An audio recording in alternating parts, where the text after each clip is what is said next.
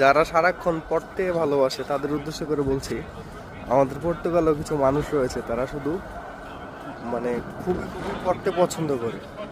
আসুন তাদেরকে দেখাই, তাদের সাথে পরিচয় করে দিই। আমাদের এখানে একটা লাইব্রেরি আছে, আমরা পোর্টো ইউনিভার্সিটির সামনে একটি লাইব্রেরি, সেই লাইব্রেরিতে অনেক পুরাতন আমলের ঐতিহাসিক লাইব্রেরি।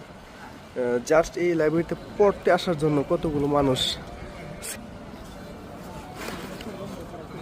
এটা হলো লাইব্রেরি, অনেক ঐতিহাসিক বই অনেক কিছু আছে এই লাইব্রেরিতে। জাস্ট পড়ার জন্য 15 ইউরো করে টিকিট কেটে মানুষ সিরিয়াল ধরে।